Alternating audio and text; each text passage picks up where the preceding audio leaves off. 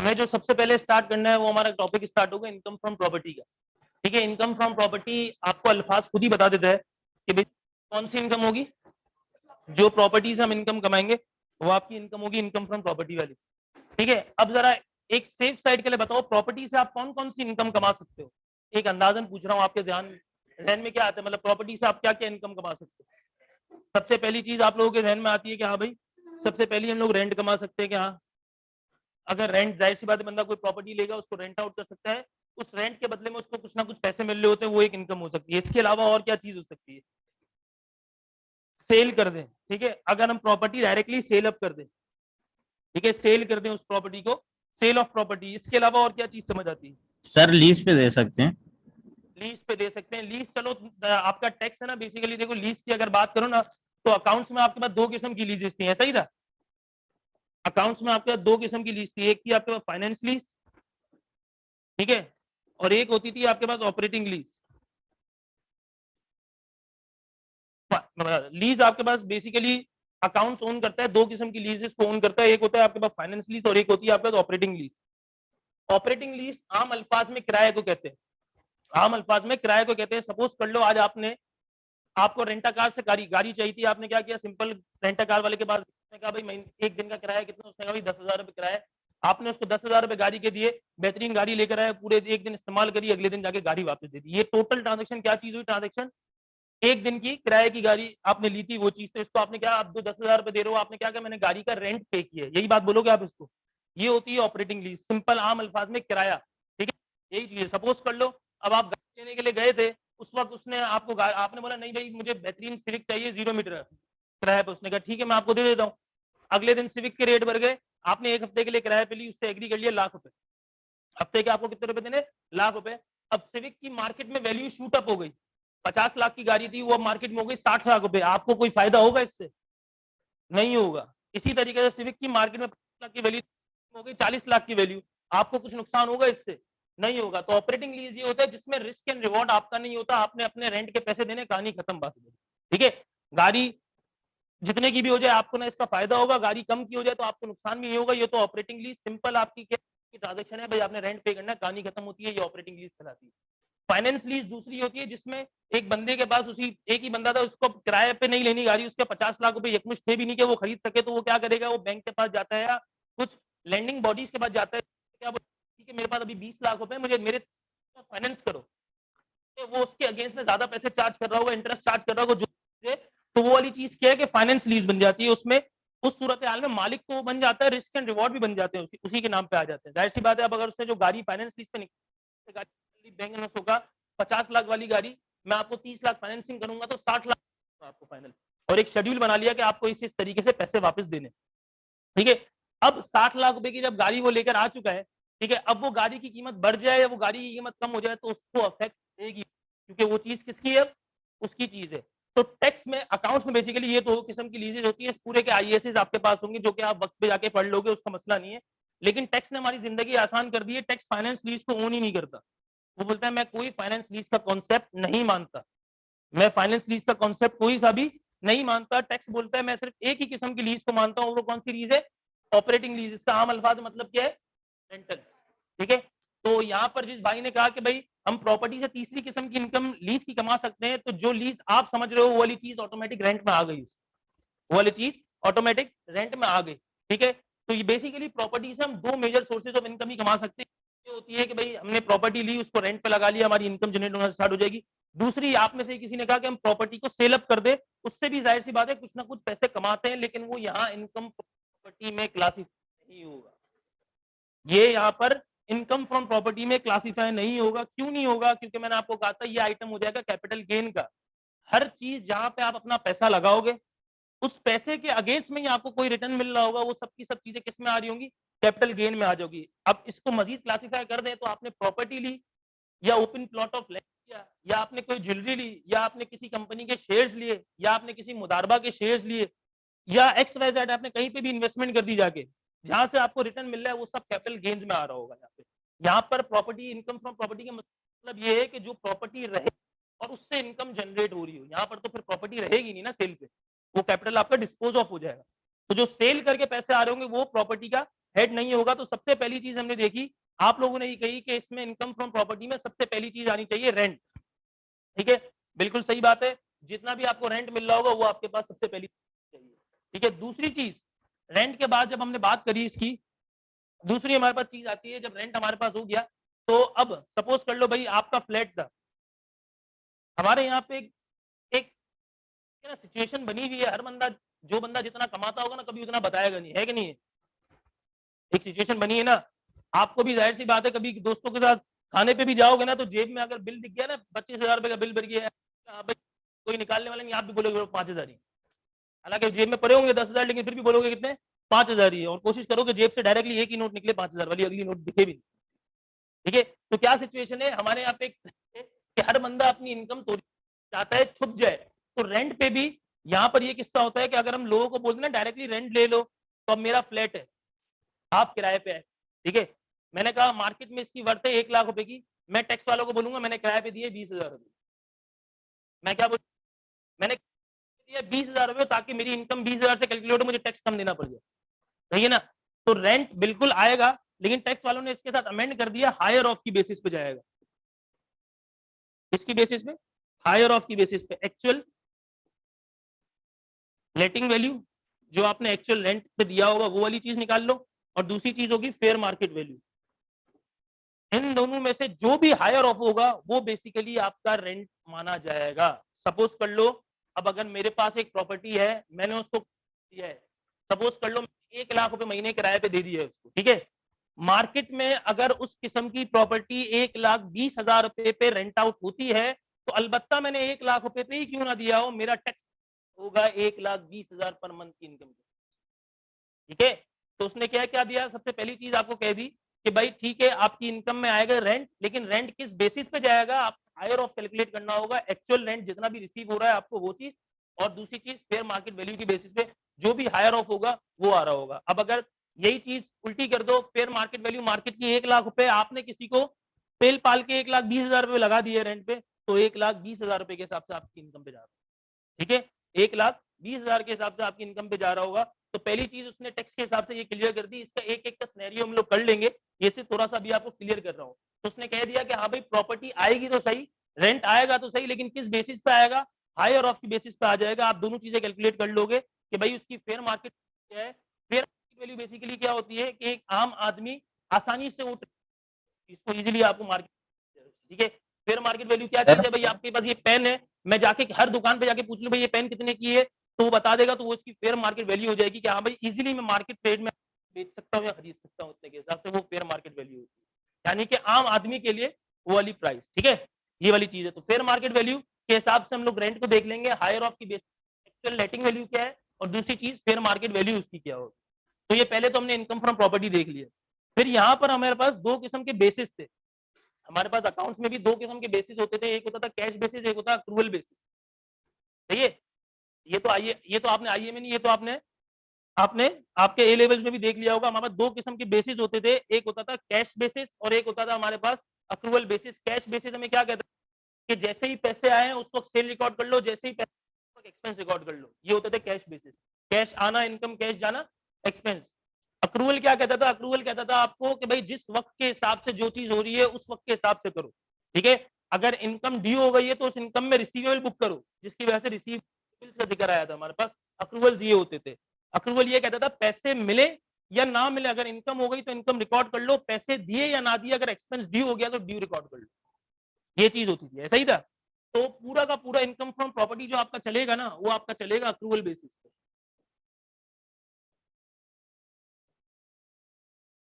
जो पूरा income from property आपके पास चलेगा वो चलेगा अक्रूवल बेसिस पे। जब भी हम इनकम फ्रॉम प्रॉपर्टी कैलकुलेट करने के लिए लगेंगे, हमारे दिमाग में क्या होगा, हम कौन सी बेसिस पे, अक्रूवल बेसिस पे। अगर एक बंदे ने फर्स्ट जुलाई को आके अपनी 1 लाख रुपए पे, सपोज कर लो फेयर मार्केट वैल्यू भी हुई है, और 1 लाख रुपए भी रेंट आउट कर दिया है, मैं कहता हूँ पूरे साल की उसने कितने पैसे कमाए, तो आप बिला झिझक बताओगे पूरे 12 महीने रेंट पे रही थी, आप बोलोगे 12 लाख रुपए। आप ये नहीं सोचोगे उसको कितने पैसे मिले कितने पैसे नहीं मिले, वो ड्यू अनड्यू अलग चक्कर आ जाएगा। आप क्या बोलोगे, पूरे 12 लाख रुपए उसके उसने कमा लिए, ये चीज है। फिर बाद में आगे हम देख लेंगे भाई उसने मिले कैसे, कितने कितने कितने पैसे नहीं मिले, वो हम बाद में आगे चेक करेंगे। लेकिन यहाँ पर अक्रूवल बेसिस हमें ये कहता है अपने पूरे के पूरे पैसे इनकम में शामिल कर देने। ठीक है, ये इसमें किसी को कोई मसला? ठीक है, तो पहली चीज तो आपका आ जाती है रेंट की बेसिस पे। ठीक है, अब जरा इसमें कहानी ये होती है कि हमारे पास अब एक ट्रांजेक्शन समझो, जब भी आप कोई एग्रीमेंट करने के लिए जाते हो, आप में से कभी किसी का कोई इत्तेफाक हुआ होगा, अगर कोई एग्रीमेंट आपने देखा होगा, रेंट एग्रीमेंट देखा हो, तो उसमें दो किस्म के, जब भी आप साइनिंग पे जाते हो ना एग्रीमेंट, तो बंदा एक नॉर्मल, कराची का ट्रेंड भी यही चीज है कि भाई बंदा कोई भी प्रॉपर्टी रेंट आउट लगाता है, वो बोलता है मुझे 3 महीने किराया एडवांस चाहिए और 3 महीने का डिपॉजिट चाहिए। सपोज कर लो अगर एक प्रॉपर्टी है वो 1 लाख रुपए पे रेंट आउट होनी है, ठीक है, कब से स्टार्ट होगा किराया? 1 जनवरी से स्टार्ट होना है किराया। तो वो बंदा आपको क्या कहेगा पता है? वो कहेगा मुझे 6 लाख रुपए अभी, वो कहेगा मुझे 6 लाख रुपए अभी दो, ये सिनेरियो बता रहा हूं, और 6 लाख रुपए बोलेगा भाई 3 लाख रुपए जो मैं इसमें से ले रहा हूं ना आपके, वो तो आपके ले रहा हूं एडवांस रेंट। ठीक है, वो तो बिल्कुल ठीक है, आपने मुझे जनवरी का किराया भी दे दिया, आपने मुझे फरवरी का किराया भी दे दिया, आपने मुझे मार्च का किराया भी दे दिया। आपने कहा ठीक है भाई ये 3 लाख रुपए तुम क्या अगले महीने नहीं देने, आपको 3 महीने तक लगा, ये तो समझ 3 लाख रुपए आपने ले लिए। ये अगले 3 लाख आपने किस वजह से लिए मुझसे? ये अगले 3 लाख रुपए किस वजह से लिए? वो कहेगा ये मैंने आपसे डिपॉजिट लिए, ये मैंने आपसे सिक्योरिटी डिपॉजिट लिया है। क्या लिया है? वो बोलेगा मैंने आपसे सिक्योरिटी डिपॉजिट लिया है। बोलते हैं भाई मेरी 5 करोड़ की चीज पे तुम 1 लाख रुपए में बैठे हो, कुछ ऊंच नीच कर दी, कुछ ऊपर नीचे हो गया तो मैं तो सुनता फिरूंगा। जाहिर सी बात है, किराएदार रहता है, एक चीज हो रही होती है, इस्तेमाल होती है, ट्रफ हो रही होती है, बहुत सारे होते हैं, तो ये बंदा ये कहता है भाई ये 3 लाख मैं तुमसे ले रहा हूँ, लेकिन ये अमानत है मेरी तुम्हारे पास, जब भी तुम मेरा घर मुझे खाली करके दे रहे होगे तो मैं चेक कर लूंगा, मेरी अगर हर चीज बराबर है, हर चीज है, तो ये 3 लाख एज इट इज मैं तुम्हें वापस दूंगा। ठीक है, अगर तुमने मेरे घर को इंसान के बच्चों की तरह इस्तेमाल करो तो मैं भी इंसान के बच्चों की तरह तुम्हारे पैसे तुमको वापस करूँ। ये है सिर्फ बात इतनी सी, लेकिन वो एट द पॉइंट आपसे ये 3 लाख रुपए लेगा जरूर। ठीक है, 3 लाख रुपए की बात नहीं, यहाँ पे तो मैंने एक सिनेरियो आपको बताया, कुछ ना कुछ अमाउंट वो आपकी सिक्योरिटी के डिपॉजिट के तौर पे लेगा जरूर आपसे। ठीक है, ये एक नॉर्मल प्रैक्टिस है यहाँ पे, और जाहिर सी बात है देखो लेना भी पड़ता है ना, एक बंदा अच्छी खासी कोई भी चीज लेके जा रहे हो, तो आप रेंटा कार के पास भी एग्जांपल ली थी, तो रेंटा कार भी आपको क्या गाड़ी डायरेक्टली किराए पे दे दे स्टार्ट कर देगा, उसको लाख रुपए किराया दोगे गाड़ी लेकर, वो आपसे शनाख्ती कार्ड मांगेगा, आपसे घर की आपके घर की चीज लेगा ताकि आप उसकी वो वाली चीज लेके जाओ। जाहिर सी बात है हर वो चीज को वो अपनी सिक्योर करना स्टार्ट करेगा, बहुत सारी चीजों को। ठीक है, तो यहाँ पर भी यही चीज है, अगर आप किसी बंदे की कोई प्रॉपर्टी रेंट पे ले रहे हो तो लाजमी आपसे बोलेगा भाई मुझे कुछ ना कुछ सिक्योरिटी डिपॉजिट तो दो। वो उसका घर तो लेके नहीं भाग सकता वहां पे, लेकिन जाहिर सी बात है घर की 50 चीजें खराब कर सकते हैं ना, हो सकता है भाई टाइल लगी हुई हो, सारी की सारी इंपोर्टेड टाइल, जो कुछ टाइल तोड़ दे, एक इस्तेमाल करने में बहुत सारी चीजें हो जाती हैं, तो वो क्या करेगा, वो सिक्योरिटी डिपॉजिट के नाम पे कुछ ना कुछ पैसे आपसे ले रहा होगा। टैक्स वाले ये कहते हैं कि अगर सिक्योरिटी के डिपॉजिट के नाम के पैसे आपसे ले रहे हैं तो उसपे भी टैक्स पे आपकी चार्ज, ये कुछ ना कुछ उसकी इंप्लीकेशन आनी चाहिए। लेकिन आप लोग खुद कहोगे कि भाई ये पैसे तो इसने कमाए नहीं है, ये पैसे इसको वापस करने हैं, ऐसा है कि नहीं है? ये सारे पैसे तो इसको वापस करने हैं। लेकिन आपको पता होगा, अगर आज मैं आपसे कहूं कि भाई मुझे आज आप 10 लाख रुपए उधार दे दो, 1 साल बाद वापस ले लेना, कोई देगा मुझे पैसे 10 लाख की वापस लेने? बोलेगा क्यों दूं भाई मैं 10 लाख रुपए, जब साल के बाद 10 लाख की वापस क्यों 10 लाख रुपए तुम्हें उधार? ठीक है, अगर मैं यही बात कहूं 10 लाख अभी दो, साल के बाद 12 लाख वापस दूंगा, तो आप लोग सोचोगे कि नहीं यार 2 लाख रुपए का नफा भी दिख रहा है। तो क्या चीज है, और मैं पागल तो नहीं हूँ 2 लाख रुपए आपको नफा लिख के स्टार्ट कर दूं, हाँ भाई 10 लाख अभी दे दो, 2 लाख साल के बाद वापस लेना। मैं क्या करूंगा, उस पैसे को घुमाऊंगा, पैसे को रोलिंग पे खींचता है। तो यहाँ पर टैक्स वाले ये कहते हैं आपने डिपॉजिट के पैसे तो ले लिए, लेकिन ये आपने लंबे टाइम तक होल्ड कर दिए होंगे। ऐसा तो नहीं है कि आपने उसकी अमानत बोल के ये पूरा लिफाफा बना के कबट के नीचे रख दोगे। आप बिल्कुल, आप क्या करोगे, आप इस पैसे को इस्तेमाल करोगे, आप इस पैसे को इस्तेमाल करोगे। तो टैक्स वालों ने इसका कॉन्सेप्ट ये दिया है कि अगर आपका जब भी रेंट एग्रीमेंट बन रहा होगा, जो भी चीज बन रहा होगा, एक तो आपको मिल गया जो भी चीज है वो तो ड्यू के हिसाब से इधर आ जाएगा और हमने पूरा ले लिया, तो यहाँ पर हमें जितना भी एडवांस मिले इससे हमारा कोई कंसर्न नहीं होगा, हम तो जितने महीने के ड्यू बनते होंगे पूरे के पूरे इधर लेके चले जाएंगे रेंट पे। ठीक है, अगली चीज आती है, अगर डिपॉजिट के तौर पे आपको कुछ पैसा मिल रहा है उसका 10% यानी कि डिवाइडेड बाय 10 करके हम लोग हर महीने हमारे रेंट में लेके जाएंगे। 1/10 ऑफ सिक्योरिटी डिपॉजिट हमारे पास यहाँ पर आएगा। 1/10 ऑफ सिक्योरिटी डिपॉजिट भी जब भी हम उस बंदे की साल की रेंट की इनकम कैलकुलेट कर रहे होंगे तो 1/10 ऑफ सिक्योरिटी डिपॉजिट क्या आएगा, 1/10 ऑफ सिक्योरिटी डिपॉजिट आपके पास लाजमी आपके पास आएगा यहाँ पे कि यहाँ पर अगर इस बंदे को 3 लाख रुपए मिले हैं, क्या करूंगा, इसका 110 30,000 रुपए सिक्योरिटी डिपॉजिट के नाम पे इसकी इनकम में, ठीक है। इसका कॉन्सेप्ट मैंने आपको बता दिया। मैं पूरा मानता हूं कि ये 3 लाख रुपए इस बंदे को एज इट इज जब भी खाली करेगा वो वापस देने, लेकिन खाली अभी तो नहीं कर रहा ना, हो सकता है 2 साल रह जाए, 3 साल रह जाए, 5 साल रह जाए, ठीक है। एक पूरा है तो उसने कहा कि भाई एक आम रिटर्न है, बैंक में भी रखवा दोगे पैसे तो 10% साल के तो वो भी देता है आपको, 12% तो आपको 12% तो वो भी देगा। तो उसने कह दिया कि भाई जितना भी आपका यहाँ पे सिक्योरिटी डिपॉजिट का पैसा मिल रहा होगा आपको, उसका 1/10 आपको आपकी इनकम पे लेके जाना है, जो भी सिक्योरिटी डिपॉजिट का पैसा मिल रहा होगा। यानी कि इस किस्म की अमाउंट को कहा जाता है, एक अमाउंट होती है जो कि एडजस्टेबल होती है, एडजस्टेबल अगेंस्ट रेंट, और एक अमाउंट होती है जो कि अनएडजस्टेबल अगेंस्ट रेंट। तो इस अमाउंट को कहा जा सकता है अनएडजस्टेबल अगेंस्ट रेंट, और इस अमाउंट को कहा जाता है एडजस्टेबल अगेंस्ट रेंट। जो एडजस्टेबल होगी रेंट के साथ उसका कोई ट्रीटमेंट होगा ही नहीं, क्योंकि अक्रूवल सिस्टम फॉलो हो रहा है यहाँ पर, और जो अनएडजस्टेबल होगी उसका ये वाला ट्रीटमेंट हमें करना जरूरी होगा। एक दफा इसको कॉपी कर लो, फिर इस पूरी चीज को एक दफा आप लोग। सर जी सर तो जब 1/10 हम हर साल इसको टैक्स करेंगे, तो अगर फॉर एग्जांपल वो जो टेनेंट है वो 10 साल बाद चला जाता है, तो ठीक है। फिर हम उसको जब 3 लाख रुपए वापस करेंगे, तो वो हम अपनी इनकम में से फिर एक्सपेंस उसको काउंट करेंगे कि नहीं? नहीं नहीं, आप ये कह रहे हो कि सपोज कर लो एक टेनेंट था, लगातार मैं 10 साल तक, मेरे पास 11 साल तक रह गया, 10 साल तक मैं 30-30 हजार लेके गया, ये 3 लाख तो हो गए, इससे खत्म, ऐसा ही है। यस सर, 11 बिल्कुल। चला गया, अब मुझे उसको 3 लाख रुपए देने तो मैं दूंगा ना, वगैरह कुछ भी नहीं मिलेगा, लेकिन मेरी अर्ज समझ लो, वो 10 साल तक 3 लाख रुपए उसके पास रहा है, वो बेसिकली जो रहा है ना, उसकी वजह से उसने हर एक एक साल में 30-30 हजार इनकम पे लेके जा रहा है। लेकिन और देखो सर 30 अगर हजार का उस पर इम्पैक्ट नहीं आ रहा, 30 हजार इनकम में लेके जा रहा है, टैक्स तो उस पर अलग से कैलकुलेट होगा, बात टैक्स तो उस पर अलग से कैलकुलेट हो। थोड़ा सा चीजों को आगे लाने दो, आपको सब चीजें क्लियर होना स्टार्ट हो जाएंगी। लेकिन अभी सर मैंने आपसे 30,000 कितना अर्ज किया, ये कॉपी कर लिया आप लोगों ने, ठीक है। हमने बात यहाँ से स्टार्ट की थी, मैं आपको बता देता हूँ। हमारे पास 2 सिस्टम होते हैं, ठीक है। हमने कहा 2 किस्म के हमारे पास सिस्टम होते हैं। एक कौन सा सिस्टम होता है, एक होता है कैश बेसिस, एक होता है अक्रूवल बेसिस। कैश बेसिस मैंने आपको कहा, कैश बेसिस क्या चीज होती है, जिसमें आपके पास एक्सपेंस उस वक्त हो जाता है जब जैसे ही आपने पैसे दिए, वो होती है कैश का सिस्टम।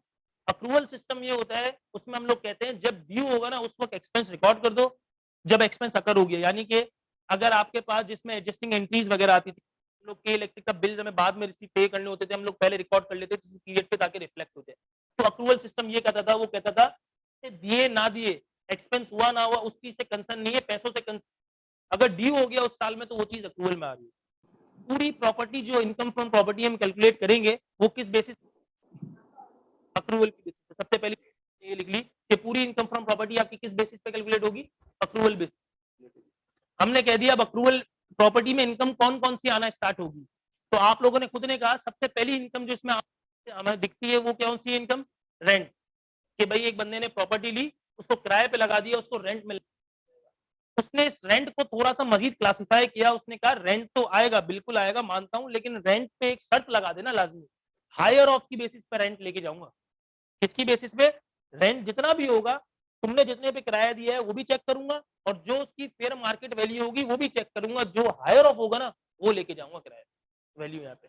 इसकी मैंने आपको वजह बता दी कि ऐसा क्यों किया इन्होंने। अगर ऐसा नहीं करेंगे तो हर बंदा अपनी अंडर रेट वैल्यू दिखा रहा होगा, जिसने लाख रुपए किराए पे लगाया होगा बोलेगा मैं 20,000 पे लगाया किराया। अगर ये कंडीशन हटा देंगे तो हर बंदा अपनी वैल्यू अंडर वैल्यू दिखा रहा होगा, आसानी से हो सकती है ना। देखो टैक्स का काम क्या चीज है, एक लॉक लगाना है ताकि बंदा आसानी से चोरी ना कर सके, तो ये वाली चीज है। तो उसने कह दिया रेंट लेके जाऊंगा, बिल्कुल लेके जाऊंगा, लेकिन इस शर्त पे लेके जाऊंगा कि पहली चीज कैलकुलेट कर लूंगा आपकी एक्चुअल मार्केट वैल्यू क्या है उसकी, जो एक्चुअल आपने जितने पे दिया, और फेयर मार्केट वैल्यू कैलकुलेट कर लूंगा, हायर ऑफ की बेसिस पे आपका रेंट लेके चले जाऊंगा। फिर हमने बात करी कि जो प्रैक्टिस है, वो प्रैक्टिस हमें ये कहलाती है कि जब बंदा अपनी कोई भी चीज किराए पे लगाता है, यहाँ पर डिस्कशन हो रही है प्रॉपर्टी की, अगर एक बंदा प्रॉपर्टी किराए पे लगा रहा है, अगर एक बंदा अपनी प्रॉपर्टी किराए पे लगा रहा है, तो वो एट टाइम ऑफ साइनिंग वो 2 किस्म रिसीव कर रहा होगा। कौन सी 2 किस्म, एक होगी एडजस्टेबल, एक होगी नॉन एडजस्टेबल। एडजस्टेबल और नॉन एडजस्टेबल किस रेफरेंस से बता रहा है हमें,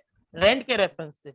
वो कह रहा है एक तो वो अमाउंट होगी, ठीक है मैं के साथ आपकी एडजस्ट करना स्टार्ट करता हूँ, और एक वो अमाउंट होगी जो,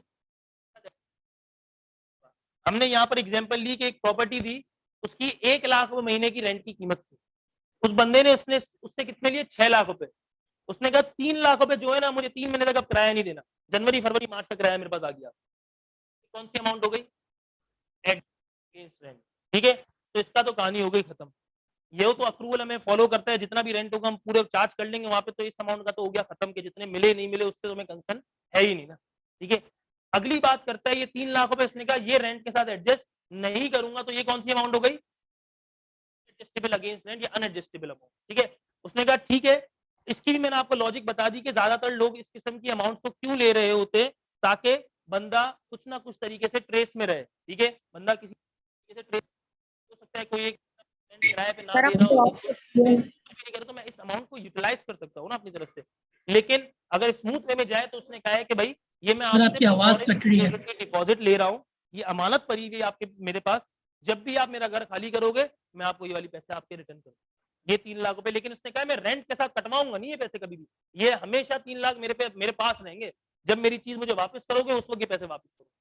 हमने कहा ठीक है, तो ये चीज तो में तो नहीं आ सकती।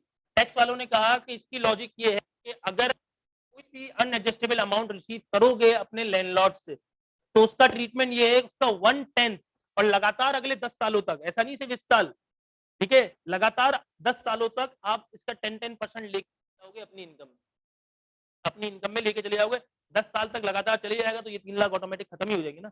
जो भी अमाउंट हर 10 सालों तक 10% चले जाएगा, तो ये अमाउंट तो खत्म ही हो जाएगी। ठीक है, उसने ये कहा कि इस तरीके से आपको अपनी अमाउंट उस इनकम में लेके जानी होगी। फिर आप लोगों का कॉन्सेप्ट का सवाल आएगा कि सर ये तो बेसिकली मुझे अमाउंट वापस देनी है, तो मुझे क्यों इनकम में शामिल, ऐसा ही है, ये वाली अमाउंट तो मुझे वापस देनी है, तो मेरी इनकम में क्यों शामिल करवाते हो।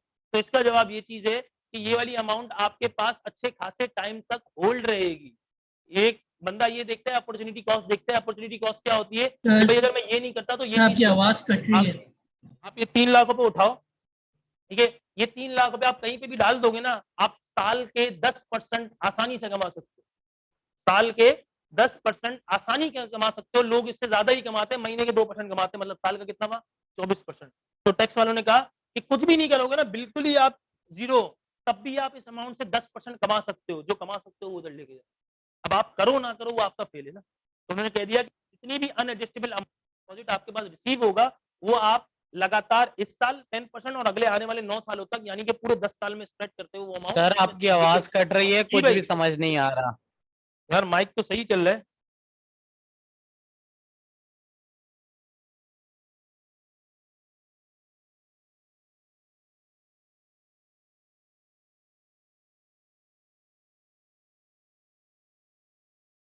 सर आप बिल्कुल ही चली गई है।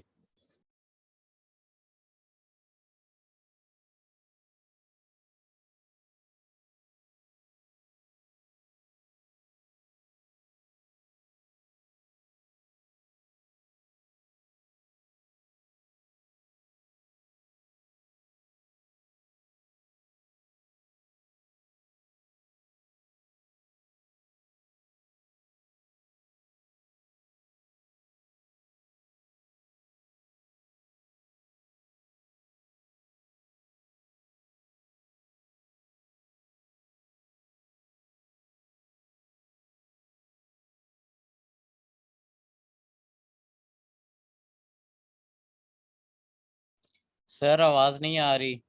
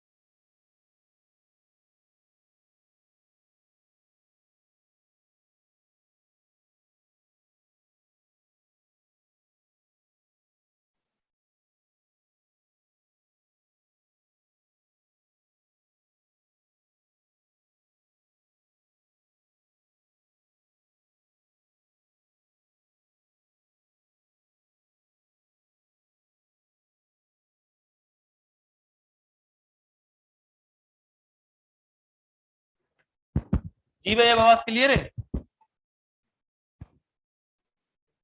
हेलो, यस सर, क्लियर है। हाँ भाई क्लियर है।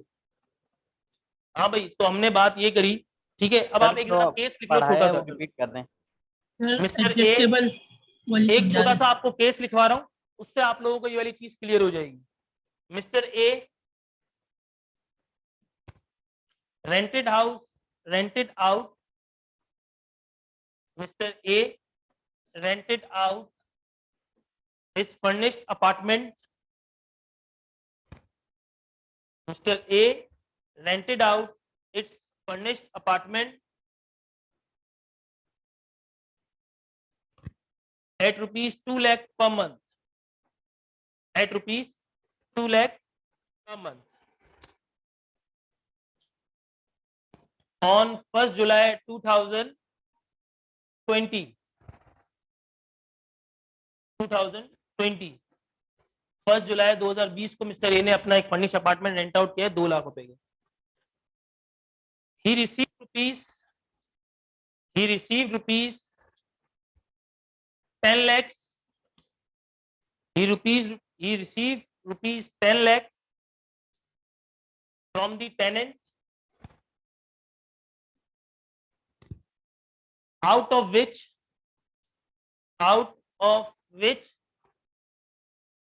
6 lakhs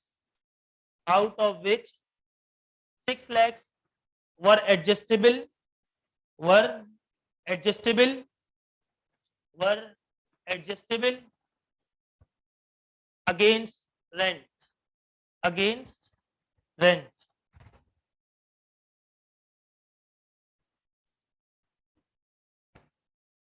ठीक है भाई।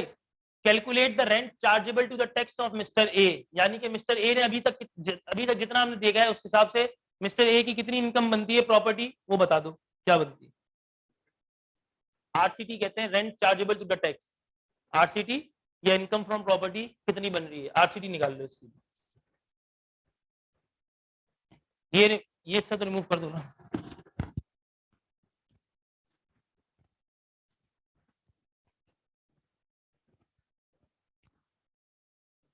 ये सपोज करना पूरे 12 महीने हो चुके हैं इसको, 1 जुलाई 2020 से 30 जून 2021 आ गया।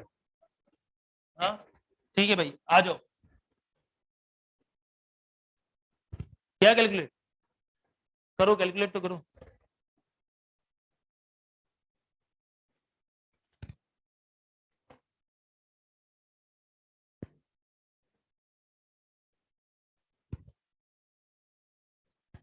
क्या कैलकुलेट किया तुमने?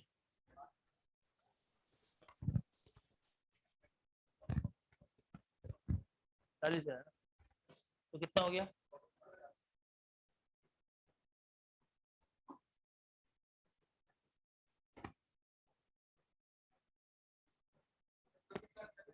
₹24,40,000। भाई अब जब भी इनकम फ्रॉम प्रॉपर्टी का सवाल आएगा, आप लोगों ने सबसे पहले 3 चीजें लिखनी है। एक होगा मिस्टर ए, जिस बंदे के लिए कैलकुलेट कर रहे हो वो क्या चीज कैलकुलेट कर रहे हो, इसके लिए कंप्यूटेशन ऑफ, ये लिखोगे टैक्सेबल इनकम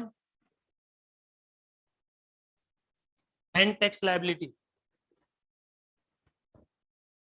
फिर आप लिखोगे टैक्स ईयर। मैंने आपको कौन से टैक्स ईयर का सवाल दिया? ये टैक्स ईयर 2000। ये वाला टैक्स ईयर वाला टॉपिक तो आपका डिस्कस भी हो चुका होगा ना सर अजीम से। तो नाम क्या होगा इस टैक्स ईयर का? 2021 2021 होगा ना। 1 जुलाई 2020 से स्टार्ट हुआ है। 1 जुलाई 2020 से स्टार्ट हुआ है, तो जिस ईयर पे खत्म हो रहा होगा उसका नाम आता है हमेशा। तो इसका नाम क्या होगा? Tax year 2021। अब हमने हेडिंग डाल दी इनकम फ्रॉम प्रॉपर्टी, हम लोग कैलकुलेट कर रहे हैं।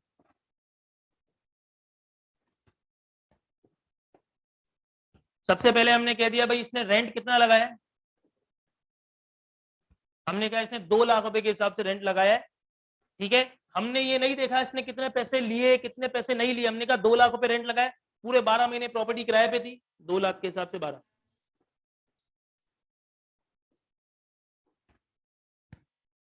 24 लाख हमने कह दिया ये आरसीटी में आ गया। फिर इसने हमें कहा कि भाई इसने स्टार्ट में 6 लाख 10 लाख रुपए रिसीव किए थे, 6 लाख रुपए रेंट के साथ एडजस्ट हुए थे। इन शॉर्ट वो बता रहा था 4 लाख रुपए अनएडजस्टेबल रिसीव किए। 4 लाख रुपए रिसीव किए, 4 लाख का पहला साल है तो कितना जाना चाहिए 10%, तो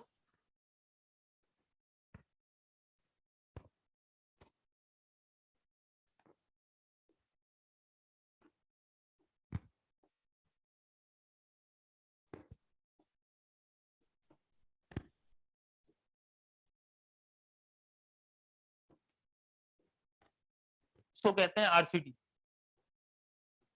इसको कहेंगे आरसीटी के rent chargeable to the tax, यानी कि वो रेंट जिस पे अब टैक्स लगना चाहिए। ठीक है, तो 24,40,000 हमने ये कैलकुलेट कर लिया। ठीक है, अब इसकी मजीद क्लासिफिकेशन हम कर लेते हैं कि ये जो 4 लाख रुपए आपको मिले हैं ना, ये 4 लाख रुपए इस साल भी जाएंगे, और अगर यही टेनेंट कंटिन्यू रहता है लगातार 9 साल तक जाएंगे, जब तक इसके ये 4 लाख टैक्स की नजर में जीरो नहीं हुए।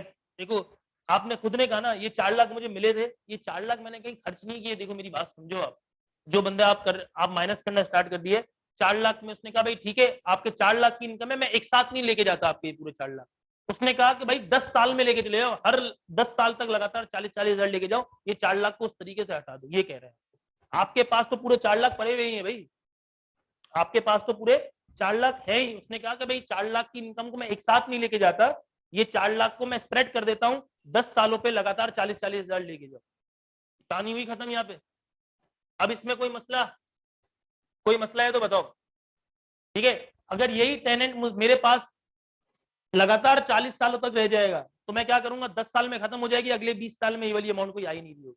ठीक है, फिर ये कहता है कि ये टेनेंट हो सकता है तीसरे साल मुझे बोले कि अब मैं जा रहा हूं भाई, ये बंदा बोले अब मैं जा रहा हूं, तो ये तो अब मांगेगा पूरे पैसे। तो क्या चीज कहते हैं, जिस साल वो जा रहा होगा ना उस साल ये चार्ज नहीं करेंगे 10%, और जो चार्ज हो गया वो आपको पता है ऑलरेडी चार्ज हो चुका है। ठीक है, जिस साल टेनेंट जा रहा होगा उस साल ये 10% चार्ज नहीं करेंगे। सपोज कर लो यही टेनेंट ये पहला साल रहा, हमने कर दिया, अगले साल में दोबारा यही रहा, ये दोबारा 40,000 चलेगा। तीसरे साल वो बंदा मुझे बोलता है अब मैं जा रहा हूं, मुझे मेरे पैसे वापस दे दो, तो 2 साल के तो चार्ज हो चुके हैं ऑलरेडी। आप बोलोगे अब ये तो मुझसे पूरे 4 लाख लेके चले गए।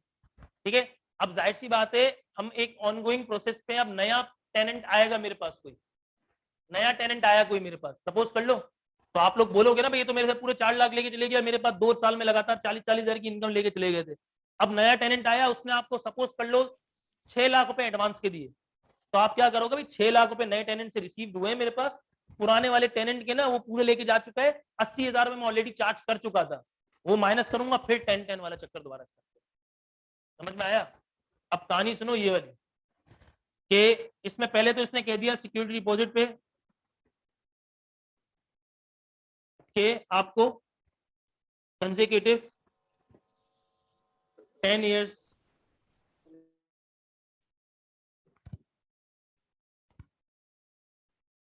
Charge to RCT. पहली बात तो इसने ये कह दी कि भाई आपको लगातार 10 सालों तक स्प्रेड करके लेके जाना है, ये वाली कहानी तो उधर खत्म कर दी। फिर कहता है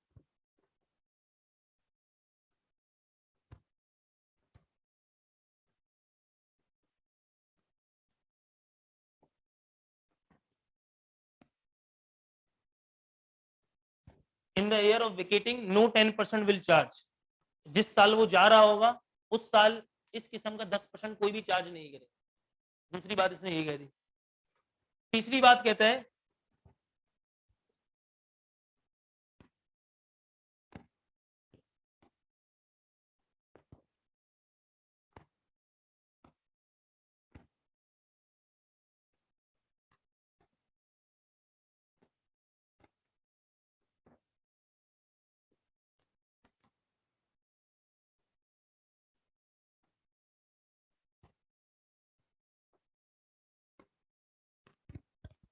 if the said property is taken on rent by another tenant then the following formula will apply। अगर यही प्रॉपर्टी आपके किसी दूसरे टेनेंट ने आके एक्वायर करी तो हमारा नया फॉर्मूला लग जाएगा। वो नया फॉर्मूला क्या होगा आपके पास, होगा ये वाला फॉर्मूला। आप देखोगे new deposit, new security deposit आपको कितना मिला है, ठीक है, less already charge in RCT, तो चार्ज हो चुका होगा ऑलरेडी। ठीक है, जो ऑलरेडी मैंने कहा था 2 साल तक वो रहा है, 2 साल तक रहा है तो लगातार 2 सालों तक मैंने 40-40 हजार चार्ज किया होगा, तो इधर कौन सी अमाउंट आ रही होगी 80,000। इस अमाउंट को डिवाइड करते हुए 10 से लगातार 10 सालों की नई कहानी स्टार्ट करते हैं। अब क्लियर है? इसने कहा कि भाई पहली बात कि अब अगर यही चीज आप जो पुराना टेनेंट विकेट करके नया टेनेंट आ रहा है उस पे, तो आप देखोगे उसने नए वाले बंदे ने कितना डिपॉजिट दिया है आपको, वो लिख लिया आपने। जो प्रीवियस वाला आप ऑलरेडी चार्ज कर चुके हो, सपोज कर लो आपका प्रीवियसली चार्ज था 4 लाख रुपए उसने दिए हुए थे, वो 2 साल रहा, तो आपके दिमाग में फौरन से क्लिक हो गया, वो 4 लाख का एक 10% बनता है 40,000, 2 साल तक रहा है, तो लगातार मैं 2 दफा लेके गया 40,000, 80,000 माइनस करवा दूंगा, फिर नया स्टार्ट करूंगा। अब 10 साल तक लगातार जो अमाउंट आएगी 6 लाख माइनस 80,000 कितनी आई, 5,20,000 डिवाइडेड बाय 10, 52,000 लगातार सालों तक अब ये लेके जा रहा हूँ। ये कहानी एक ऑनगोइंग कहानी है, चलती रहेगी, ठीक है। अब अगर ये वाला टेनेंट दोबारा भागना स्टार्ट करेगा, मैं क्या करूंगा, अब नया टेनेंट आया भाई, उसने मुझे दिए 7 लाख रुपए, ये वाला टेनेंट 4 साल रहा फिर चला गया, तो मैं क्या करूंगा, 7 लाख वाले को माइनस कर दूंगा, 52,000, 4 साल रहा है तो 52,000 मल्टीप्लाई बाय 4 करके वो माइनस करके फिर एक ऑनगोइंग कहानी सिर्फ इतनी सी। हाँ सर क्या 4 लाख रुपए टैक्स पे कर चुके हो, मतलब पुराना टेनेंट आपके पास 12 साल रह चुका है, सही है, पुराना टेनेंट आपके पास 12 साल रहा, आपके उसके 4 लाख रुपए की नीति खत्म हो गई, 2 साल ऐसे भी आ गए जिसमें आपने आरसीटी में कुछ चार्ज भी नहीं किया, यही है, यही बोल रहे हो ना। नया बंदा आया उसने 6 लाख रुपए दिए, कॉन्सेप्ट क्या कहता है कि भाई नए बंदे ने कितने दिए, 6 लाख रुपए, पुराने बंदे के कितने चार्ज कर चुके हो, पूरे 4 लाख ना, लगातार 10 बोले पूरे 12 साल ले गया तो पूरे 4 लाख चार्ज कर चुके होंगे, 4 लाख लेस करके डिवाइड बाय 10 कर देना, कोई मसला नहीं है, फॉर्मूला तो मिल गया ना। सर कौन सी, वो न्यू बंदे के तो अब 6 लाख मिले ना आपको, नए बंदे के आपको 6 लाख मिले, 12वें साल उस बंदे को उसके 4 लाख वापस भी तो किए होंगे। देखो मेरी बात समझो, क्या बात बोल रहा है ये, आपसे अर्ज कर रहा है इतनी सी बात कि एक बंदा था, उन्होंने सिर्फ 4 कॉन्सेप्ट आपको बताया, कोई 5वां कॉन्सेप्ट नहीं किया, उसने कहा कि भाई अगर डिपॉजिट आपको मिल रहा है ना, उसका 10% आपने चार्ज करना है पर ईयर के हिसाब से। अगर आपको इसकी लॉजिक समझ भी नहीं आती ना, तो ये चीज दिमाग में बिठा लेना, ठीक है। हाँ भाई उसने कहा है भाई 10% चार्ज करना है तो बस चार्ज करना है, वो कहता है इसको किस तरीके से चार्ज करोगे, इस साल 10% और आने वाले 9 सालों तक लगातार 10% लेके जाके इस इनकम को खत्म लेके जाके, ठीक है।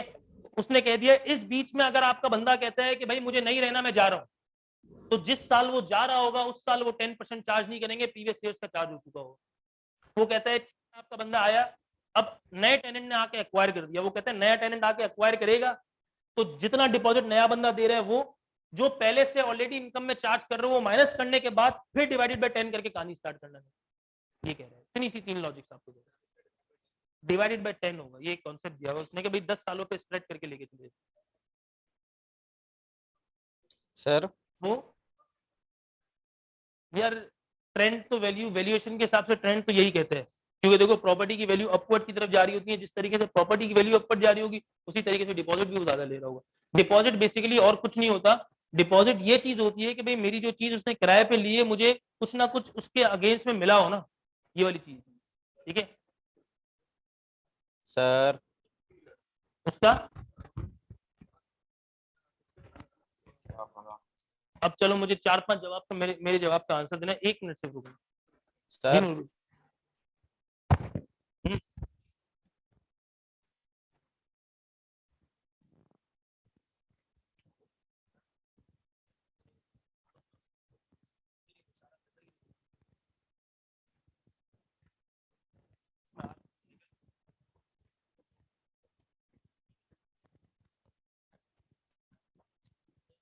बस आ रहा।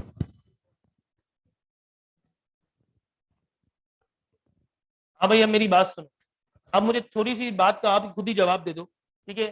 ये डिपॉजिट जो 10% है, क्या ये हतमी तौर पे मेरी इनकम है? कभी इनकम नहीं है, ये इनकम है ही नहीं मेरी, किसी लिहाज से इनकम नहीं है, कभी इनकम तो मतलब मुझे वो वापस देने पैसे, ये यहाँ पर चार्ज सिर्फ इस बेसिस पे कर रहा हूँ। वो कहता है भाई इतने टाइम तक पैसा आप अगले बंदे का ब्लॉक रखोगे, वो ये कहता है इतने टाइम तक आप अगले बंदे का पैसा ब्लॉक रखोगे। अपॉर्चुनिटी कॉस्ट के लिहाज से ये चीज होती है, अगर एक बंदे पैसा पड़ा है वो अगर फिक्स डिपॉजिट बैंक में भी जाके रख देगा ना तब भी इतने पैसे कमा लेगा इस पैसे पे। वो कह रहा है कि अब आपने नहीं रखे तो आपकी गलती है ना, मतलब आप अगर यही पैसा बैंक में भी जाके रख दोगे ना, भाई ये डिपॉजिट के तौर पे क्या है, आपकी अमानत है ना, जाओ रख दो बैंक में, आप 10% कमाना स्टार्ट कर दो, आपके 3 लाख अपनी जगह ही रहेंगे, आप 10% कमाओगे। तो टैक्स वाले से इतना सा कह रहे हैं कि भाई जितना 10% आए ना वो आपको उधर इनकम पे लेके जाना है, क्योंकि देखो अब आपके वो है ना, आप इस 10% इस अमाउंट से तो बहुत सारा कमा सकते हो, आप 20% कमाओ, 15% कमाओ, 25% कमाओ, हमें इससे कंसर्न नहीं है, आपको 10% उस अमाउंट में से लेके जाना है, ये बात सिर्फ इतनी सी करता है, ठीक है। और ये पूरी कहानी दे दी उसने कि भाई किस तरीके से आएगा, कहां से जाएगा, किधर से जाएगा, वो सारी कहानियां उसने बता दी। इसके प्रैक्टिकल 3-4 सवाल करेंगे तो आप लोगों को समझ भी आएगा। मैंने आपको कहा था कि स्टडी टेक्स्ट मुझे दे देना बस, ठीक है। तो इसके बाद ये वाली कहानी में भी किसी को कोई मसला है? इसके प्रैक्टिकल सवाल अभी आएंगे ना तो मजीद ये क्लियर भी हो जाएगा कि भाई क्या बात आपसे कर रहा है। मैं देख भी लेता हूँ अगर इसमें कोई बोला सवाल आपके पास सर अभी। सर आवाज आ रही है? जी जी आ रही है, बोलो। सर इन केस एक टेनेंट ने सिक्योरिटी डिपॉजिट दिया है और वो 2 साल बाद चला गया है, और फिर दो ठीक है, साल तक जो प्रॉपर्टी है वो वेकेंट ही रही है, और फिर चौथे साल नया टेनेंट आया है, तो उस केस में भी हम सेम ही अप्लाई करेंगे कि वो 2 साल का सिक्योरिटी डिपॉजिट जो हम ऑलरेडी टैक्स कर चुके हैं वो हम माइनस कर लेंगे? जी जी जी। ठीक है सर। आ जाओ भाई, आपके पास ना आपके स्टडी टेक्स्ट में कुछ केसेस मौजूद है, जरा उनको रीड भी कर लेते तो आप लोगों को क्लियर होना स्टार्ट हो जाएगा मैं कहानी क्या बोल रहा हूँ। पेज नंबर 101 पे आ जाओ। पेज नंबर 101 आपके स्टडी टेक्स्ट में कुछ केसेस मौजूद है, जरा उसको देख लेते तो आप लोगों को क्लियर हो जाएगा।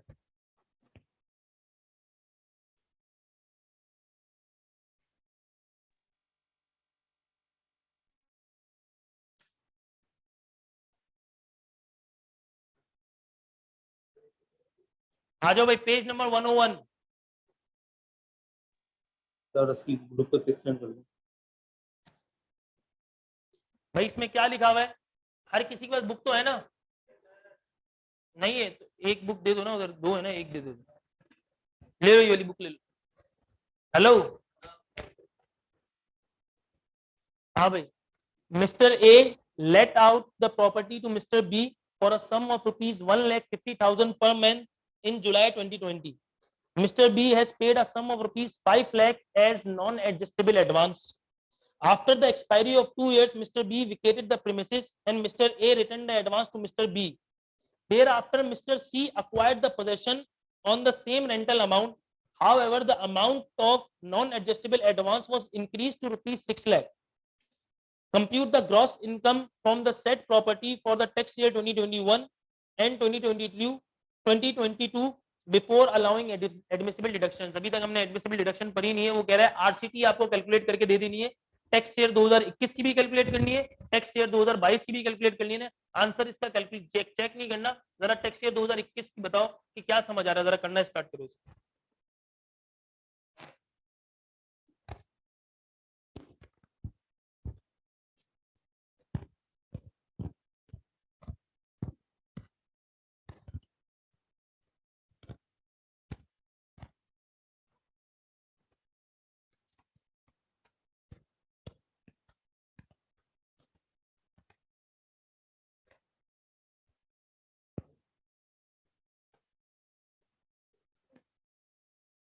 पहले टैक्स ईयर 2021 का सॉल्व करो भाई। टैक्स ईयर 2021 में क्या समझ आ रहा है?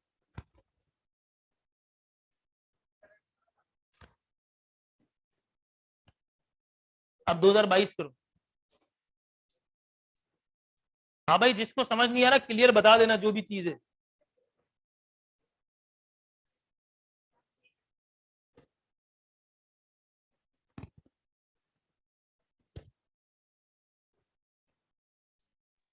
बुक की पिक भिजवा दो ग्रुप पे।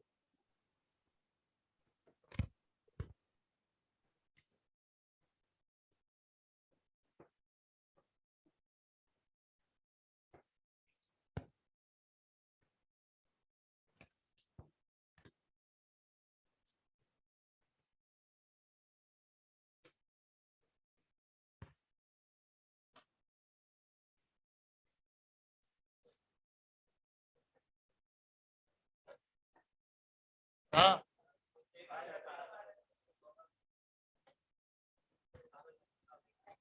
हो गई कैलकुलेट।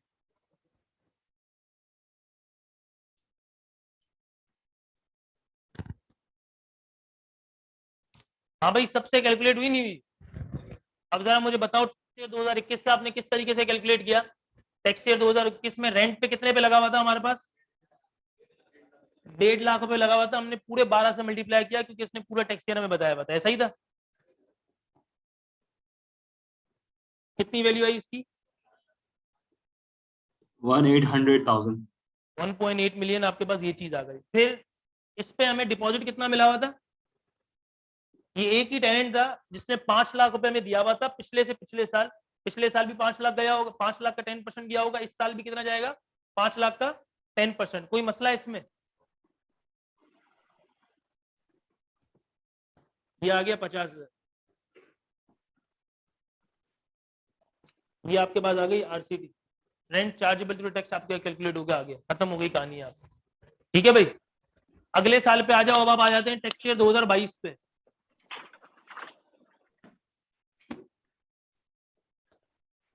टैक्स ईयर 2022 पे इस पे रेंट हमें कितना मिला है? रेंट कितना मिला है? 1.5 लाख के हिसाब से 12 महीने रेंट मिले, कितने? 18 लाख रुपए। अब आ जाओ डिपॉजिट के तौर पे। डिपॉजिट क्या है? अब नया टेनेंट आ गया, पुराना टेनेंट चला गया 2 साल रुक के, ठीक है, 2 साल पूरा रुका है, फिर पुराना टेनेंट अब चला गया है, अब नया टेनेंट आ गया है। नए टेनेंट ने कितने पैसे दिए? 6 लाख रुपए। पुराने टेनेंट ने जो पैसे दिए थे उसमें से इनकम में कितने चार्ज कर चुका हूं? पुराने टेनेंट ने 5 लाख दिए थे, 2 साल में उसकी इनकम में चार्ज कर चुका हूँ 50-50 हजार करके, यानी कि 1 लाख रुपया उसकी इनकम में चार्ज हो चुका होगा। ठीक है, अब नया सिलसिला स्टार्ट हो जाएगा डिवाइडेड बाय 10 करके। तो इतनी वैल्यू आई।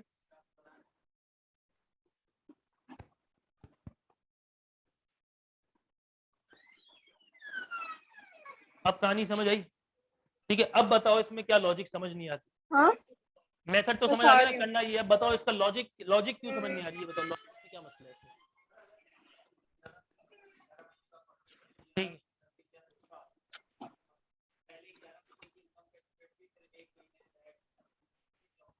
अगर उस साल वो चला गया है हमारा रेंट कैलकुलेट करने से पहले ही साल नया बंदा आया, पुराना बंदा चला गया, पुराने वाले डिपॉजिट को इग्नोर कर देंगे, नए डिपॉजिट को मानेंगे, उसी का 10% चार्ज कर देंगे। ये बहुत अच्छा सवाल था, इसने यही कहा। एक बंदा था, इसने तो बहुत 11 महीने पे लेके गया। सपोज कर लो एक बंदा आया, 3 महीने रहा, चौथे महीने दूसरा बंदा आ गया, यही है ना, सेम ईयर में आके खत्म हो गया। ठीक है, 3 महीने रहा, पहला बंदा आया, 5 लाख रुपए दिए उसने किराए के, 3 महीने में खाली करा, चला गया। चौथे महीने दूसरा बंदा आ गया, उसने मुझे 7 लाख रुपए एडवांस के दे दिए। मैं पुराने डिपॉजिट को इग्नोर ही कर दूंगा, मैं बोलूंगा पुराना डिपॉजिट मिला ही नहीं, नया डिपॉजिट को 7 लाख को डिवाइड बाय 10 करूंगा, क्योंकि जब मैं अपनी कैलकुलेशंस कर रहा हूँ उस वक्त ये देखूंगा मेरे पास कौन सा डिपॉजिट आया हुआ है, जो न्यूएस्ट डिपॉजिट होगा उस पर काम कर लूँ। ये चीज है, पुराना वाला तो चला गया ना, ये चीज। कोई मसला और? तो ऑटोमेटिक चार्ज हो जाएगा, तो चार्ज हो जाएगा, टैक्स एंड हो चुका है तो चार्ज हो जाएगा। वही कैलकुलेशंस करने जा रहा हूँ, मेरे पास एक बंदा जा चुका है, नया डिपॉजिट जो होगा उस पर कैलकुलेशंस कर लूंगा, ये चीज। और कोई सवाल इसमें?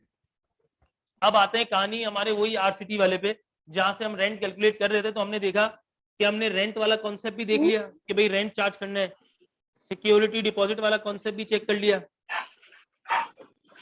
ठीक है भाई, ये दोनों कॉन्सेप्ट हमने चेक कर लिए किस किस तरीके से हमारे आरसीटी में मैकेनिज्म आ रहा है। सर तीसरा कॉन्सेप्ट ये होता है, अब देखो एक कहानी समझो, एक कहानी क्या समझो, क्या नाम है भाई आपका? हमजा, हमजा भाई, ठीक है। हमजा भाई का घर था बादराबाद में, ठीक है। इन्होंने भाई एक घर का सौदा किराए पे लगाया हुआ था, भाई दूसरे भाई को दिया हुआ था। क्या नाम है भाई आपका? जवाद भाई, ठीक है। ये रिमूव कर दूं ना, ये वाला हिस्सा, ये हिस्सा रिमूव कर दूंगा। सर जी जी जी, सर ये टैक्स ईयर 2022 में हम 6 लाख में से 50,000 माइनस नहीं करेंगे, क्योंकि हमने तो 50,000 का सिक्योरिटी डिपॉजिट टैक्स किया है ना। सर 50,000 इस साल टैक्स की थी, वो बंदा 2 साल रह चुका था, पिछले साल भी रहा था, तो टोटल 2 साल रहा होगा, तो 50-50 हजार करके 2 दफा चार्ज हो गया होगा। लेकिन इस दफा सर इस वजह से 1 लाख रुपए माइनस। लेकिन सर आउटगोइंग जिस साल में टेनेंट जा रहा होता है उस साल तो टैक्स नहीं करनी है। After the expiry of 2 years, इसका मतलब ये है कि 2 साल मुकम्मल हो गए, तीसरे साल बंदा गया है, तो 2 साल मुकम्मल होने का मतलब ये है 2 दफा 50-50 हजार चार्ज हो चुके होंगे।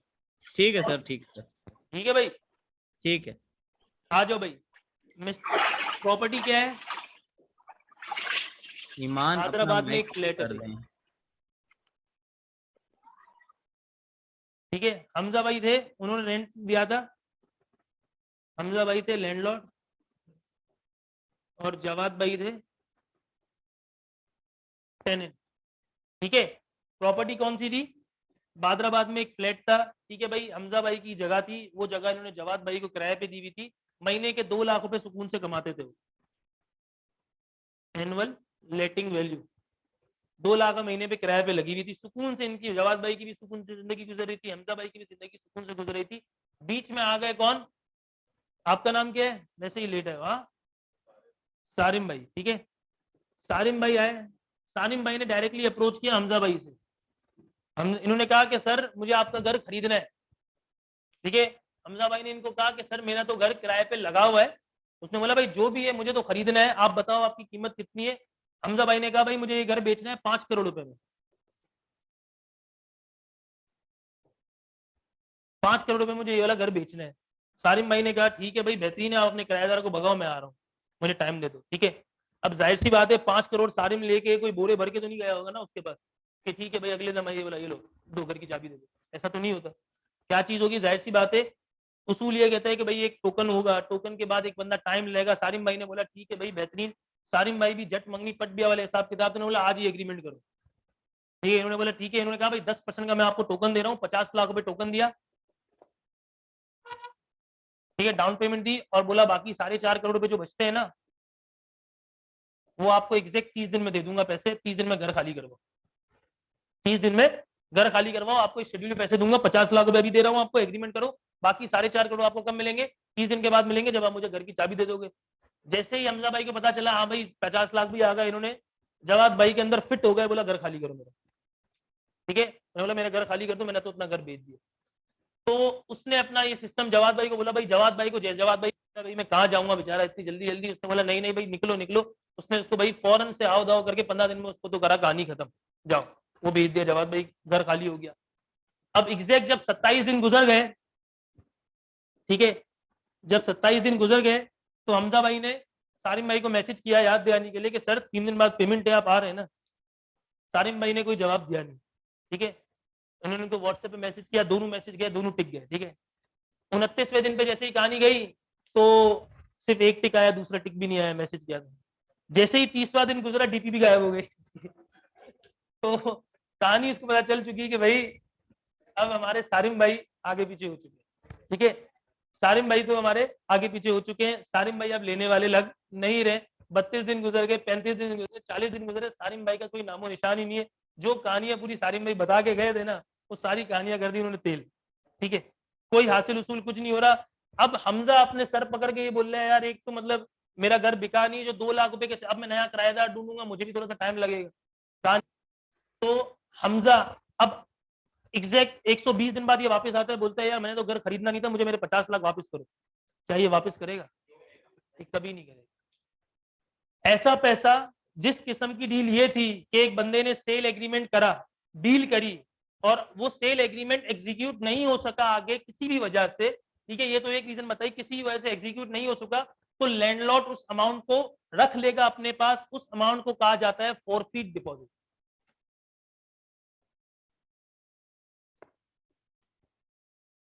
उस अमाउंट को कहा जाता है फॉरफीट डिपॉजिट। ये जो 50 लाख ये अपने पास रख लेगा, बेसिकली ये इसके डिपॉजिट को फॉरफीट कर लेगा अपने पास। क्यों? क्योंकि इसने इससे एक एग्रीमेंट किया था, उस एग्रीमेंट को पूरा नहीं कर रहा है, वो इस एग्रीमेंट को पूरा नहीं कर रहा। तो ये 50 लाख बेसिकली अब technically in the eyes of law Hamza Sarim को ये 50 लाख वापस करने का पाबंद नहीं है। अगर गुड फेथ में कर दे तो कर दे, वरना टेक्निकली वो नहीं देगा उसको पैसे, वरना टेक्निकली ये पाबंद नहीं है। क्यों? क्योंकि इसने पूरी डील करी, हर चीज करी, कहानी करी, खत्म करी।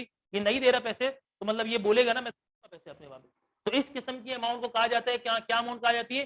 फॉरफीट डिपॉजिट कहा जाती है। और अगर आपके पास प्रॉपर्टी में कोई इस तरीके की ट्रांजैक्शन भी अंडरटेकन हुई हो जिसमें आपके पास कोई फॉरफीट डिपॉजिट आ गया हो तो वो भी आपकी इनकम मानी जाएगी प्रॉपर्टी में।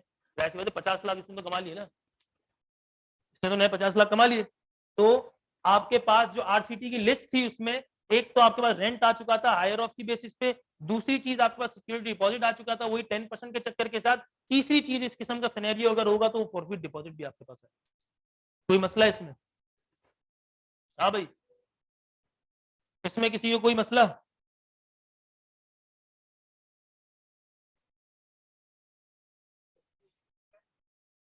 एनुअल लेटिंग वैल्यू कितने में दिया होगा किराए पे?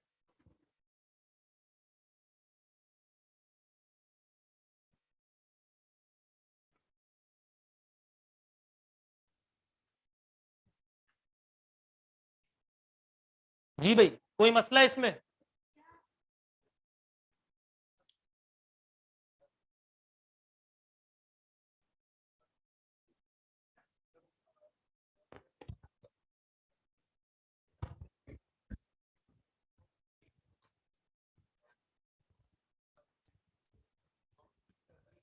ये सिर्फ बेसिकली अकाउंट्स के लिए नहीं कर रही, ये सिर्फ टैक्स वाले बोले आपने पैसे रखे हैं तो इनकम में डालो 10%। हमें तो उसको पूरे पैसे बोले तुमने रखे हैं ना पैसे, तुम कहीं पे भी रख लो कमा दो, वरना हमें दे दो, हम कमा के दे देना। इसमें से यार उसको माइनस इस वजह से कर रहे हैं, वो कहता है भाई 6 लाख रुपए मुझे नए मिले, लेकिन मैंने पुराने बंदे को 4 लाख वापस भी तो दे दिए ना, उसके पूरे मैंने वापस दिए, उसकी जो रोलिंग के पैसे मैंने ऑलरेडी इनकम में चार्ज कर दी, माइनस करो मेरे अकाउंट से, इस वजह से माइनस करें। ये सिर्फ पूरी कहानी के चक्कर पे आओगे ना, एक दिमाग में बिठाओ, आज इस बात को समझ लो, अगर तुम्हारे पास आज 1 रुपया भी है ना, तो तुम इस 1 रुपए पे 10% आसानी से कमा सकते हो। मतलब अगर एक बंदा है जिसके पास अपने जेब में आज फ्री पैसा 1 करोड़ रुपए पड़ा है ना, और साल के आखिरी में उस 1 करोड़ रुपए वो 10% नहीं कमाता ना, तो समझो वो बेवकूफ बंदा है, वो अपने पैसे को जाया करता है। ये चीज है, 10% आपको कहीं से भी मिल सकता है, यानी कि आप बैंक में रख दोगे, बैंक सबसे बड़ी सूद खोरी है, उसमें कुछ नहीं करना पड़ता, पक्का नफा आता है, तब भी आपके पास 10% वो देता है, तो आप अपने पक्के प्रॉपर काम करने के साथ तो उससे बहुत ज्यादा काम कर सकते हो। इसका मतलब ये नहीं है कि मैं बैंक को प्रमोट कर रहा हूँ, सबके सब जाके बैंक में पैसे रखवा दो, पक्का सूद खोरी बैंक के, और कुछ नहीं, ये चीज है। और सूद जो खाएगा वो जन्म में जाएगा, पक्की बात है, ठीक है। तो ये चीज सिर्फ आइडिया इस वजह से लगाने के लिए, जब वो बंदा इतना दे रहा है ना, तो आप रियलिस्टिक में आके उससे ज्यादा काम कर सकते हो, ये वाली बात से बता रहा हूं, ठीक है भाई। तो 3 चीजें आपके पास आ चुकी है, क्रिप्टो इसमें में कोई डाल मसला लें। किसी को? सर हाँ भाई, आपके पास और- पेज नंबर 98 में सर डेफिनेशन लिखी हुई है, जरा जो इतनी कहानियां हमने करी है ना, जरा उसको पढ़ना स्टार्ट करो, कि हाँ भाई कुछ गलत वलत तो नहीं बता दिया तुम लोगों को। जी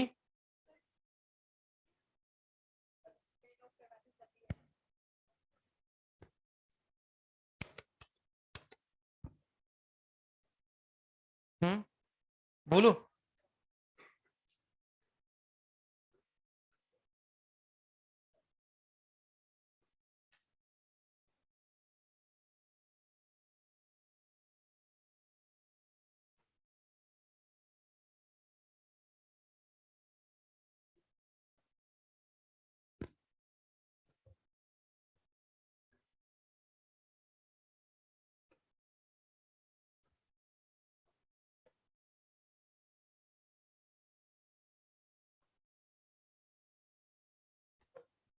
जी भाई, कोई मसला है इसमें? इस रेंट वाली कहानी में अब कोई मसला तो नहीं आ रहा ना? अब आ जाओ, एक और जरा एक्सरसाइज ही करते हैं इसकी।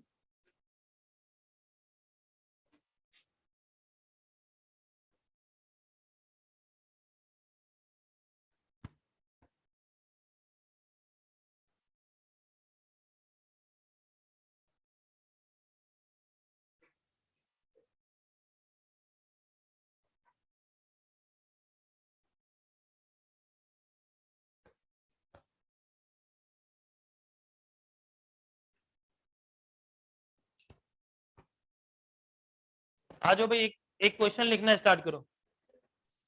सर जी तो ये फोरफिट जो आपने बताया सर, उस पर कितना % लगेगा टैक्स? इसका सर ये फोरफिट, क्या बताया? सर ये आपने पूरी बताया अमाउंट आरसीटी में चली जाएगी ना, अभी तक हमने टैक्स कैलकुलेट करना सीखा नहीं है।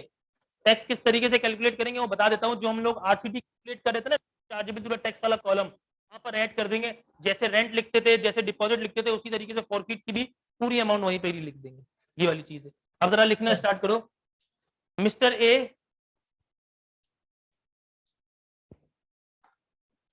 ए rented out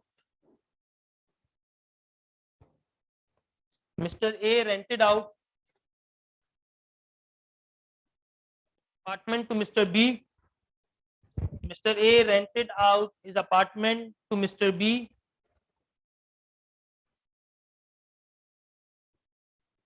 at the value of 50,000 per month.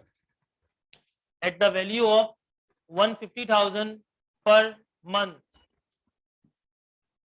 at the value of 150,000 per month on 1st July 2020. On 1st July 2020.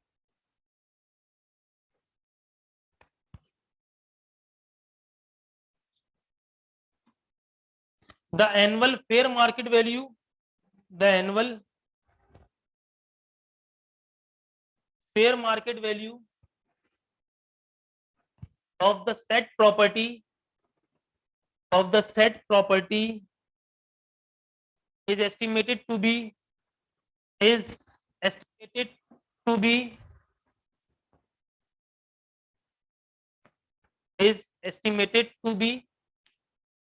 rupees 2.4 million.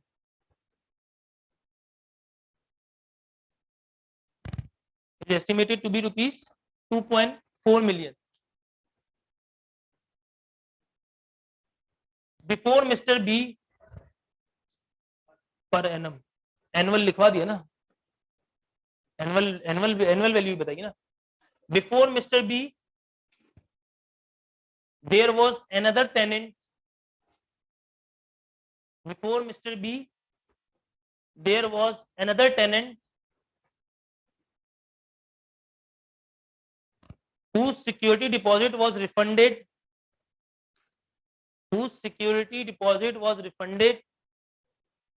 Rupees 5 lakh. Rupees 5 lakh. And his tenure was 4 years. And his tenure was 4 years.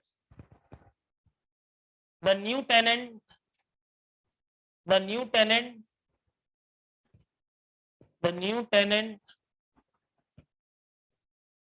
paid an amount of rupees 1.5 million. Paid an amount of rupees 1.5 million. Paid an amount of rupees 1.5 million, out of which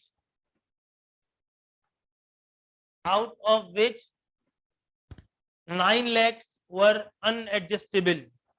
Out of which 9 lakhs were unadjustable.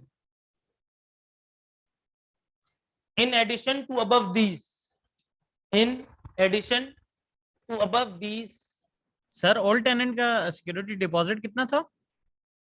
कितना लिखवाया था? 5 लाख रुपए. Okay sir. In addition to above these, the landlord took another transaction.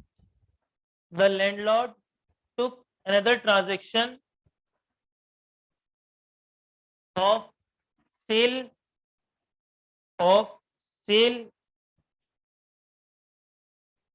As a result,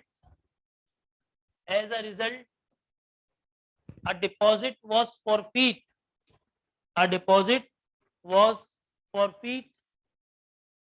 Amounted to rupees 1 million. As a result, a deposit was forfeit amounted to rupees 1 million. Calculate RCT for the current tax year. Calculate RCT for the current tax year. ये सबने सवाल लिख दिए ना?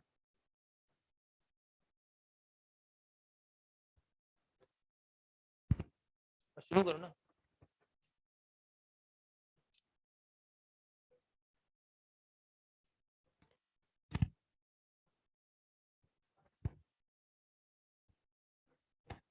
शुरू तो करो. देख लेते, मेरी सवाल ही याद नहीं है, देखना पड़ेगा.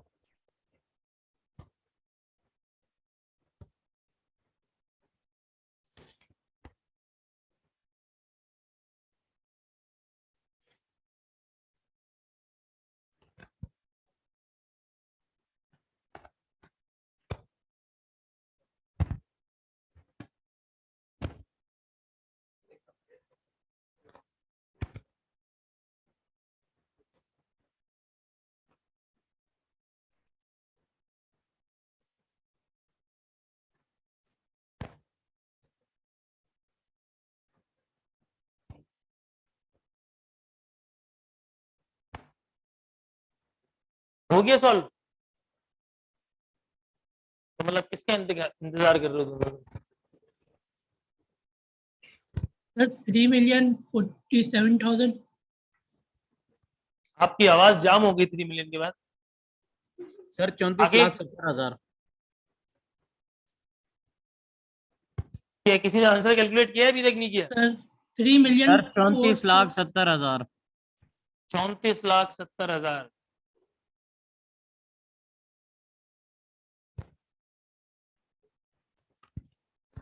जी मिस्टर सारिम,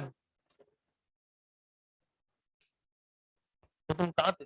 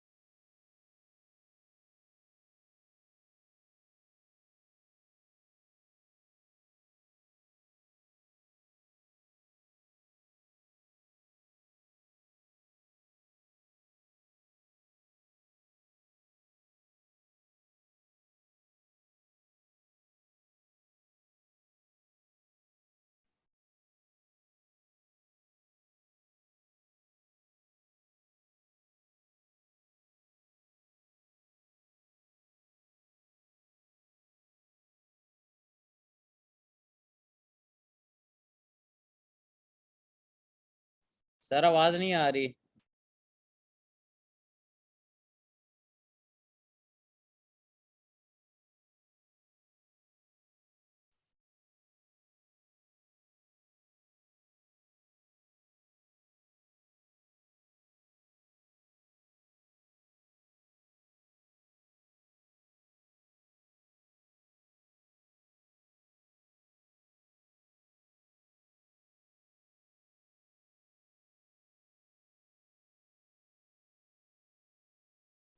सर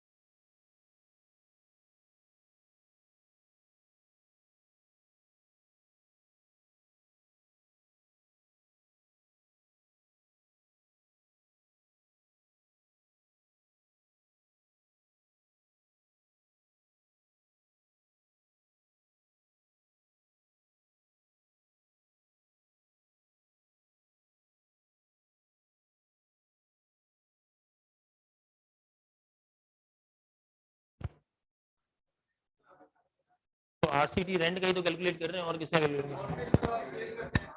सेल कर रहे हैं, लेकिन पैसे तो आ गए ना उस प्रॉपर्टी की वजह से। सेल हुई नहीं ना कंप्लीट, यही तो है फोरफीट। आ जाओ भाई, इधर आ जाओ। अब मुझे बताओ सबसे पहले, बहुत सारे लोगों से सॉल्व नहीं हुआ, पता नहीं क्यों सॉल्व नहीं हो रहा, ये नहीं पता। कितना? 36,70,000। भाई आप ये बोल रहे हो 36 70, ये भी चेक कर लेते हैं, ठीक है। आ जाओ भाई, सबसे पहले आपके पास रेंट आ गया, ठीक है। रेंट आपने कितने महीने पे किराए पे लगाई हुई है? 1.5 लाख रुपए के हिसाब से, ठीक है। 1.5 लाख के हिसाब से 12 महीने पे आपने लगाई हुई है। कितनी वैल्यू आई इसकी? 18 लाख रुपए, ये एक्चुअल आ गई इसकी वैल्यू, ठीक है। और इसकी फेयर मार्केट वैल्यू कितनी है?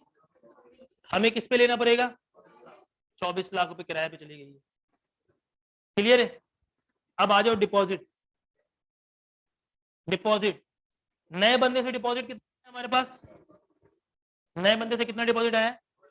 9 लाख रुपए। पुराने बंदे को कितना डिपॉजिट वापस किया है? 5 लाख। कितने साल रह चुका है वो? 4 साल। 5 लाख का लगातार 1% जो गया होगा कितना गया होगा? 50,000। 4 दफा गया होगा कितना आया होगा? 2 लाख रुपए। तो 2 लाख यहां से माइनस कर दूंगा। कितनी वैल्यू आई? 70,000। फिर इसके अलावा क्या है? फोरफीट अमाउंट मिली है, कितने की है? 1 मिलियन। और कुछ है? तो ये कितना हो गया? 34,70,000। तो जिस बंदे ने ये कैलकुलेट किया था ये सही था। 36-70 में क्या गलती की थी तुमने? ये 2 लाख करेंगे, लेस करेंगे ना इसमें से।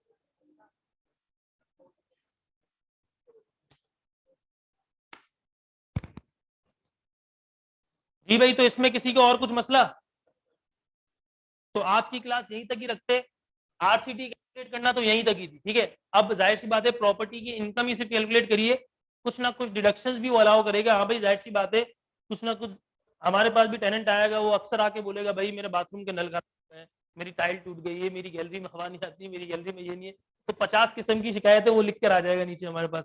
तो कुछ रिपेयर्स के खर्चे होते हैं, फिर जाहिर सी बात है इंश्योरेंस करवाएंगे हम, उसको देंगे, फिर कोई 50 किस्म के टैक्स आएंगे, जो कहानियां होंगी। अब डिडक्शन भी कुछ ना कुछ अलाउ की जाएंगी। नेक्स्ट क्लास में हम इंशाल्लाह डिडक्शंस देख के इनकम फ्रॉम प्रॉपर्टी के प्रैक्टिकल क्वेश्चंस तक आ जाएंगे इंशाल्लाह। ठीक है भाई, तो आज की क्लास यहीं तक ही रखते हैं।